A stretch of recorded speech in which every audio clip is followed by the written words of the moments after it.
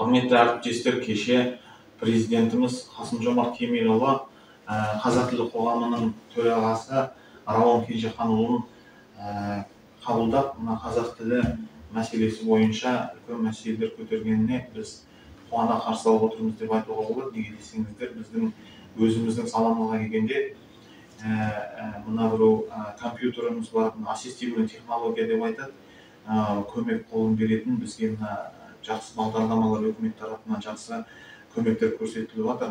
Мысалы, оның ішінде компьютер бар, оның ішінде ноутбук бар, оның ішінде мынандай телефонымыз бар.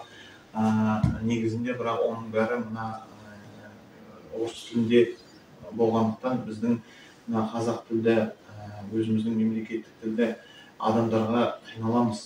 Неге десеңіздер, көрмейтін адамдар, мысалы, WhatsApp-қа да кірсе де, компьютермен жұмыс жаса да, бұл проблемалар бізде шешілмеген.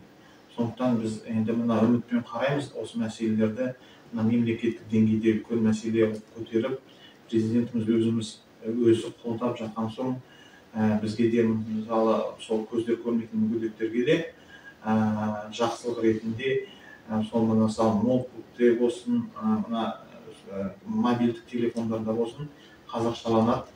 Ертең біз ақпаратты өзіміздің мемлекеттік тілде аламыз деген үлкен үміттемін. Және де қайсысын қарасақ та, мысалы телевизор саласын, медиа саласын болсын, газеттер болсын, бәрі мемлекеттік тілге көшуіне негізі мен өз басым үлкен қолдаумен, үлкен үмітпен қараймын. Біз президентіміз өте дұрыс мәселені қозғап жатыр деп ойлаймын. Тіл мәселесін қазақиландыру ол ең дұрыс шешім деп ойлаймын. Және қазіргі таңда балабақшалар болсын, мектеп болсын, барлығына қазақ тілі алдыға қойылған. Соның ішінде медиа контент дейді ғой. Медиа контент қазақилануда.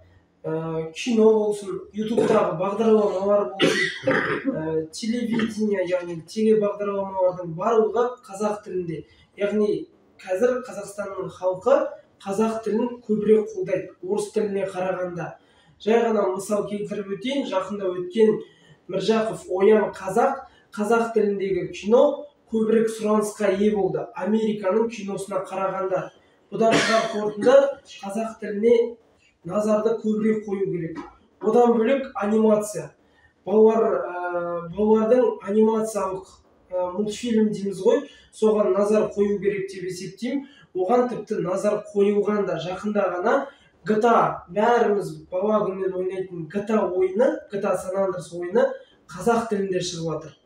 Бұның өзі қазақ тілінің мәртебесінің көтеріліп келе жатқанының айқын белгісі деп есептеймін.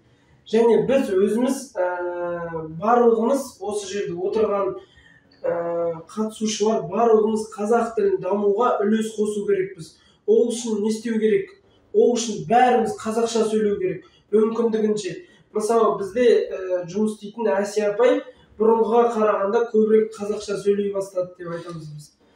Демек, оның өзі қазақ тіліне деген үлкен үлес болған шығар. Мысалы, осы жерде орысша сөйлейтін азаматшаларымыз бар ғой. Солармен біз мүмкін көбірек қазақша сөйлесе берсек, әдейі қазақша сөйлесе берсек. Андрей түсінеді уже. Вот, әдейі сөйлесе беріп ше, әдейі ол түсінбей қалады емес, керісінше әдейі қазақша сөйлеп, ол біздің азаматтық позициямыз болу керек деп есептеймін. Ол менің жеке өзім пікірім.